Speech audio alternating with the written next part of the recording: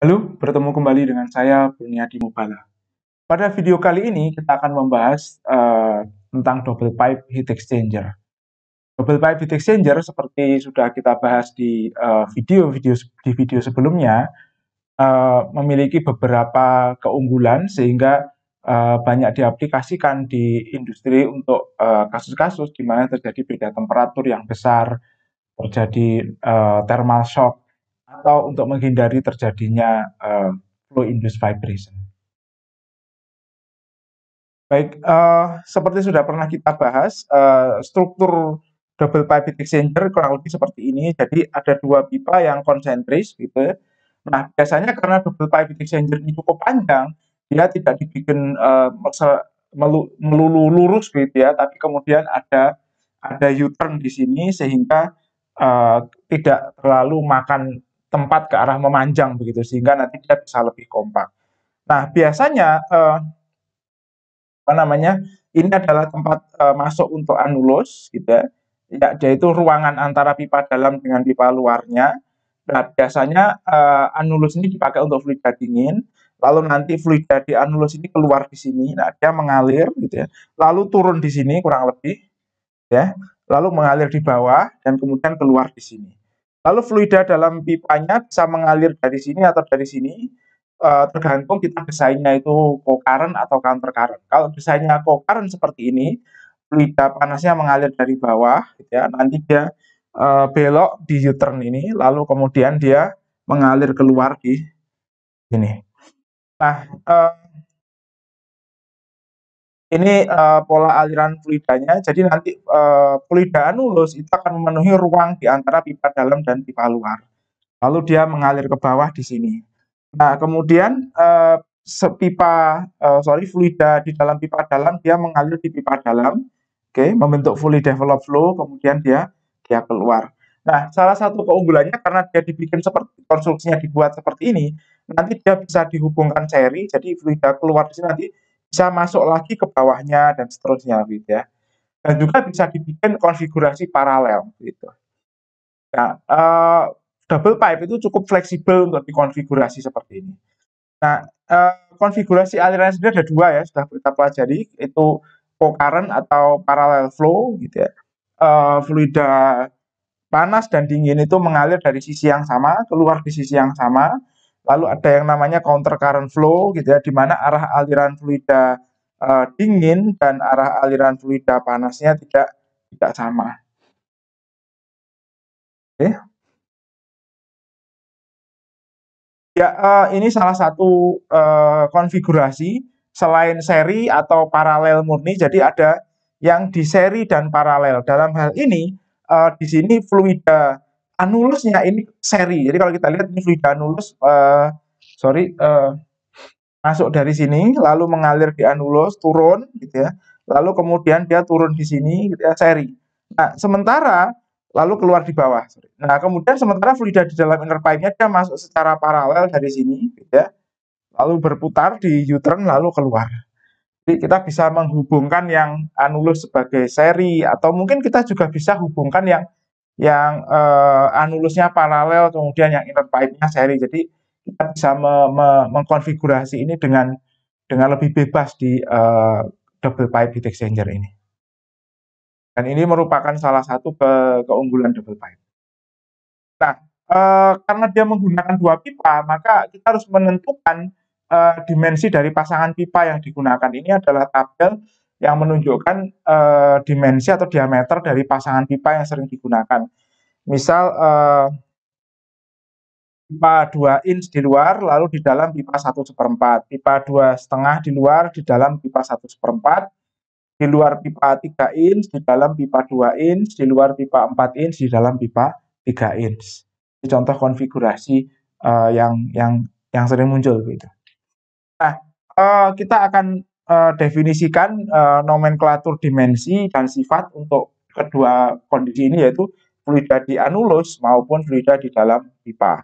Oke, nah ini diameter dalam dari pipa dalam ini kita simbolkan dengan DII. Lalu diameter luar pipa dalam itu dari sini sampai ke sini, ini kita simbolkan dengan DIO.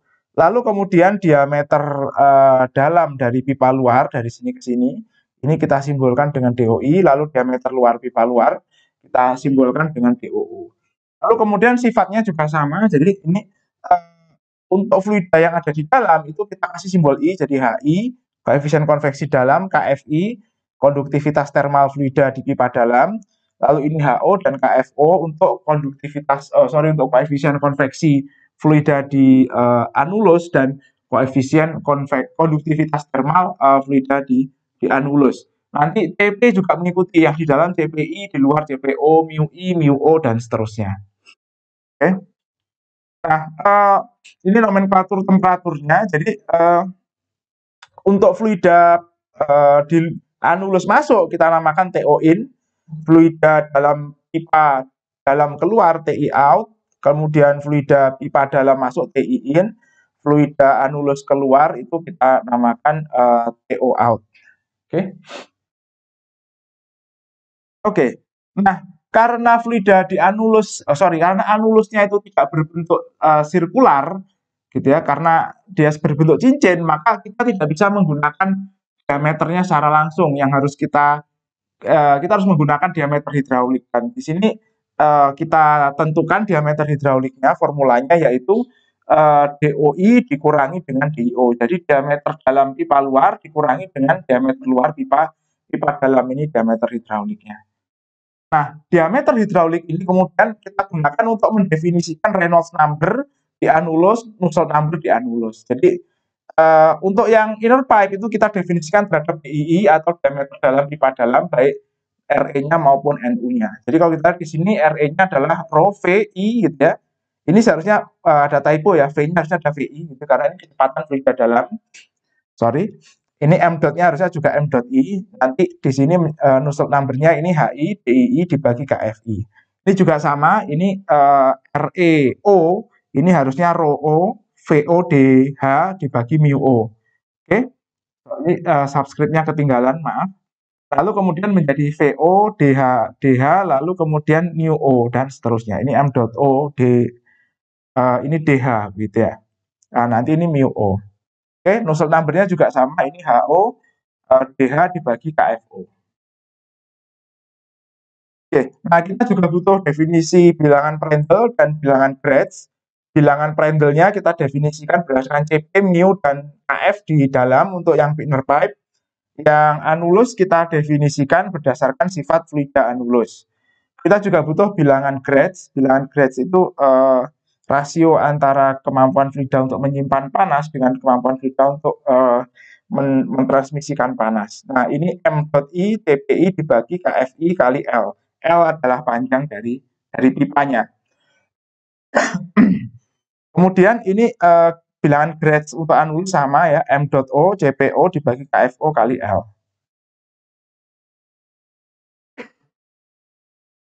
Nah, tahanan termalnya formulanya sama ya, dengan yang sudah kita gunakan sebelumnya untuk pipa yang mengalami konduksi eksternal dan internal. Biasanya di pipa internal itu ada fin, tapi di sini di pipa internalnya kadang ada internal fin, ada eksternal fin. Kalau ada eksternal fin nanti di sini ada koreksi dikalikan dengan efisiensi eksternal finnya. Kalau ada internal fin nanti di sini dikoreksi dengan efisiensi total dari internal finnya. Nah, kita definisikan AI itu sebagai DII kali L, AO-nya kita definisikan DIO kali L. Oke. Jadi ini adalah luas permukaan dalam pipa dalam, ini luas permukaan luar di pipa dalam. Oke, L-nya adalah panjang pipa. Oke, nah ini adalah definisi dari koefisien perpindahan panas keseluruhan. Oke, seper R total kali A. Kita gunakan AO ya di sini ya. Sehingga kita peroleh U-nya itu nanti seper HI DOI dan DII. Oke, seperti DI dan seterusnya. Oke, nah di sini ada apa ya? Ada trik sebenarnya. Jadi kalau nanti misalkan dia fin-nya itu ada di dalam, di internal, maka rumus formula AI-nya itu kan rumit karena ada fin di situ. Nah, kita bisa definisikan U-nya berdasarkan diameter luar. berdasarkan permukaan luarnya. Oke. Nah, begitu pula sebaliknya, kalau di luarnya ada fin, di luar pipa dalam itu ada fin, kita bisa definisikan QA LMTD berdasarkan luas permukaan dalam dari pipa dalam. Oke, nah dalam menganalisis double pipe heat exchanger, kita membuat sebuah asumsi, yaitu dinding luar dari pipanya itu adiabatik atau tidak ada perpindahan panas keluar dari pipa luar. Jadi kalau misalkan ini pipa dalam, jadi kalau misalkan ini pipa dalam,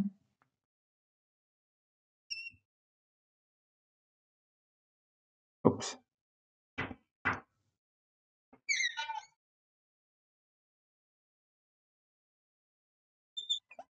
dan ini pipa luarnya seperti ini.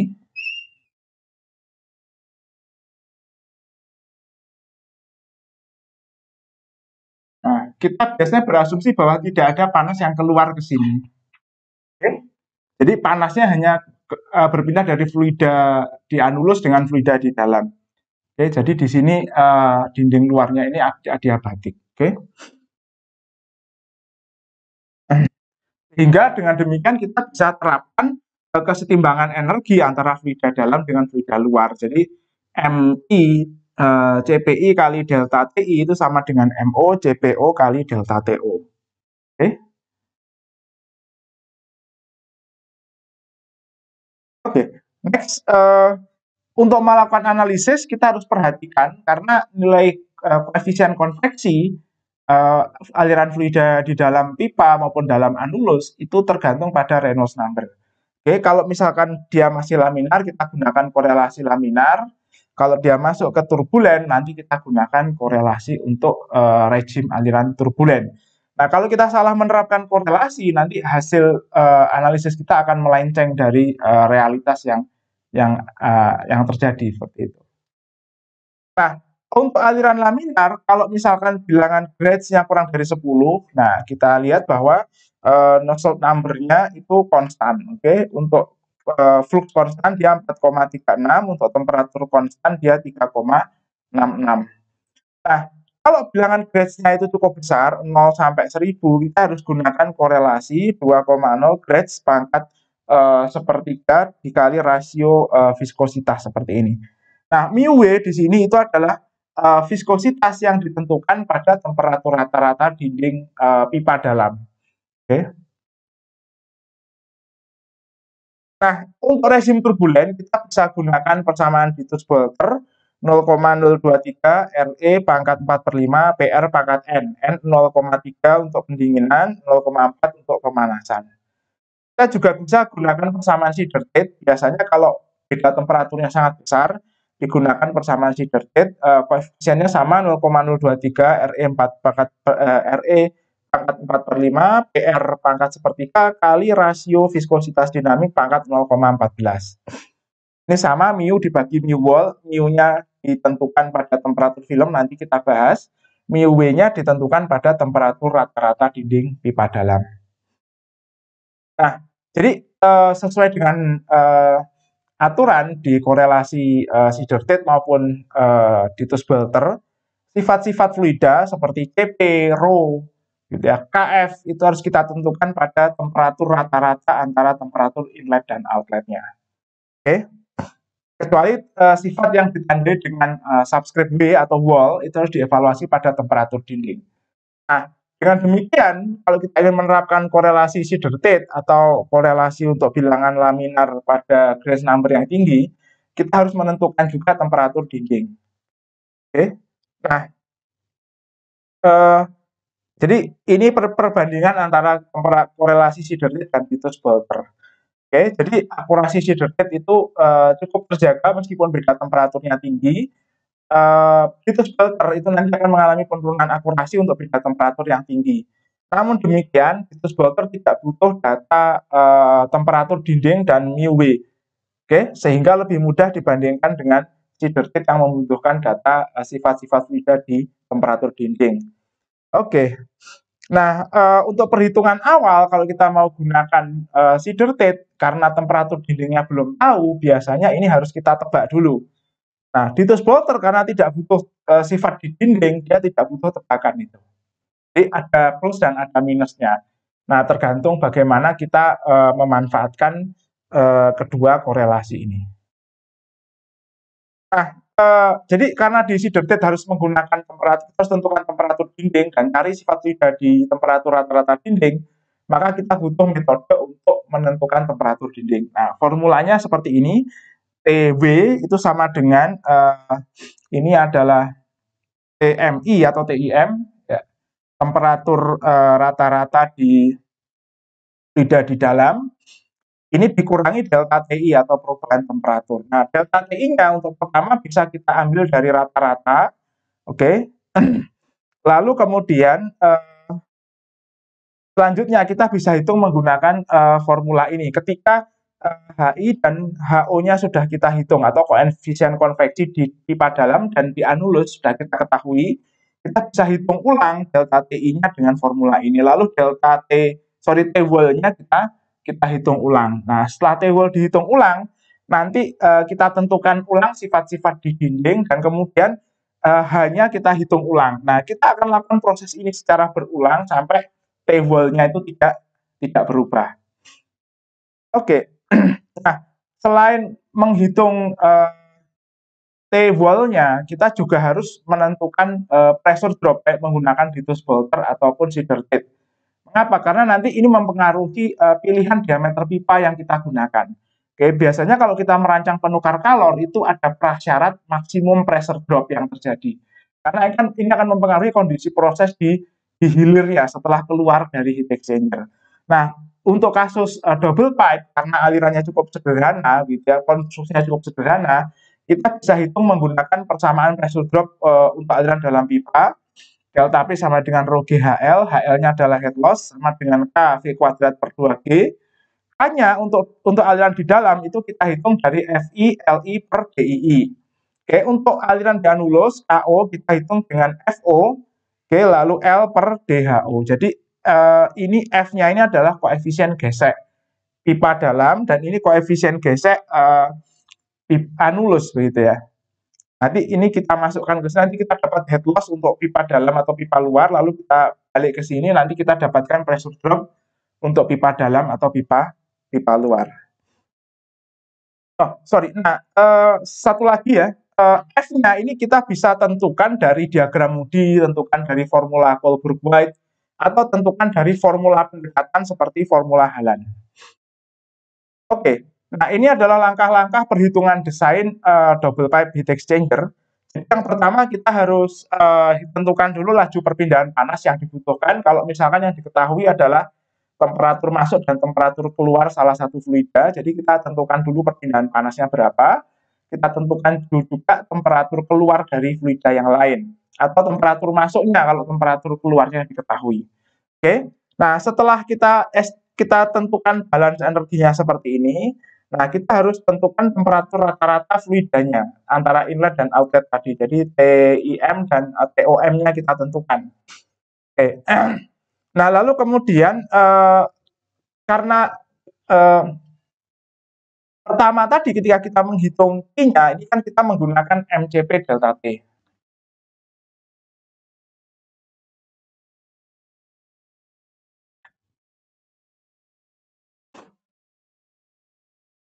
Jadi di langkah pertama ini kita gunakan kesetimbangan, oke, M dot I, TPI, delta TI, gitu ya, I dot, M dot O, TPO, delta TO. Oke, delta TI-nya ini adalah TI out dikurangi TI in, ini adalah TO in dikurangi TO out. Oke. Nah, di sini kita asumsikan bahwa CP ini konstan gitu, dan ini tadi CP-nya kita tentukan pada menggunakan temperatur masuk di awal karena kita belum tahu temperatur keluar. Oke. Nah, setelah kita hitung Q-nya di sini, kita hitung Q ini, nanti dan kita tentukan temperatur rata-ratanya di sini dari sini. Nah, kita tahu TIM, kita tahu TOM. Oke. Nah, dari sini kita tentukan ulang CPI, dari sini kita tentukan ulang CPO, lalu kita hitung ulang Q dot-nya. Nah, ini menggunakan persamaan yang sama. Oke. Kita tentukan ini, kita tentukan ulang temperatur keluarnya ini menggunakan CP yang baru. Nah, ini kita lakukan sampai konvergen, oke, sampai nilai CP-nya tidak berubah. Nah, kemudian jadi ini kita ulangi ya, oke, next. Ya, nah, kemudian kita perkirakan temperatur dindingnya, oke. Pertama kali kita akan gunakan korelasi untuk perkiraan awal. Jadi perhitungan pertama nanti kita gunakan karena kita belum tahu koefisien konveksi.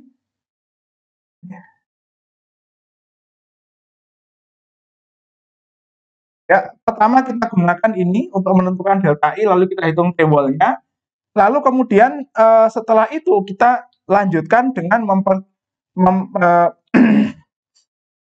memilih diameter pipanya, oke ya, pipa dalam, pipa luar, dan tebalnya. Biasanya tebalnya ini dihitung menggunakan code gitu ya, untuk mengatasi tekanan fluidanya. Jadi kita bisa gunakan ASME pressure vessel code atau ASME piping code gitu, tergantung dari code mana yang disyaratkan oleh klien, seperti itu. Lalu kemudian kita hitung bilangan Reynolds, lalu kita tentukan bilangan Prandtl, kita tentukan bilangan Nusselt baik di anulus maupun di dalam pipa dalam, lalu kita ulangi lagi perhitungan temperatur dinding ini. Nah, kali ini kita akan gunakan formula ini untuk menghitung delta TI-nya. Lalu kita hitung temperatur dinding di sini. Nah, kemudian setelah itu kita ulangi lagi langkah 5 sampai langkah ke-8. Sampai langkah ke-7 ya, maaf. Nah, diulangi sampai bagaimana? Sampai nilai temperatur dindingnya itu konstan, kurang lebih seperti itu, tidak berubah lagi. Nah, setelah itu baru kemudian koefisien konveksinya kita gunakan untuk menghitung U atau koefisien perpindahan panas keseluruhan, overall heat transfer coefficient. Nah, setelah itu kita hitung delta T LMTD-nya berdasarkan temperatur masuk dan keluar yang sudah kita lengkapi di awal, lalu kita hitung luasan permukaan perpindahan panasnya, A-nya kita anggap ini luasan luarnya gitu. Lalu kemudian kita hitung panjang pipanya. Jadi diameternya sudah kita pilih tadi kan di sini di langkah ini. Oke. Diameter sudah kita pilih di sini. Jadi di sini kita tinggal tentukan panjangnya. Oke. Lalu kemudian kita hitung pressure drop-nya dari data panjang dan data diameter serta data kekasaran permukaan. Nanti kita hitung ini pressure drop-nya. Nah, kalau pressure drop-nya itu lebih besar daripada ambang batas yang disyaratkan, nah, kita harus ulangi perhitungan ke pemilihan dimensi pipa. Oke, jadi nanti kita ulangi lagi prosesnya ini. Sampai kemudian kita peroleh dimensi pipa yang sesuai dengan persyaratan pressure drop. Oke. Nah, dalam pemilihan awal ini kita harus tentukan diameter pipa itu juga selain mempertimbangkan pressure drop, kita harus pertimbangkan juga kecepatan minimum yang diperbolehkan. Oke. Nah, kecepatan minimum nanti berpengaruh kepada fouling atau pengotoran. Nah, sementara itu di sisi lain ada juga syarat kecepatan maksimum yang ditentukan oleh pressure drop atau ditentukan oleh kondisi untuk pencegahan erosi di dalam pipanya. Jadi kalau fluidanya mengalir terlalu kencang, itu nanti juga terjadi erosi. Oke? Jadi ada dua batas itu yang harus diperhatikan. Nah, setelah ini memenuhi berarti perhitungan selesai. Baik, ini materi kita tentang proses atau metode mendesain double pipe heat exchanger. Selesai. Sampai bertemu lagi di video selanjutnya.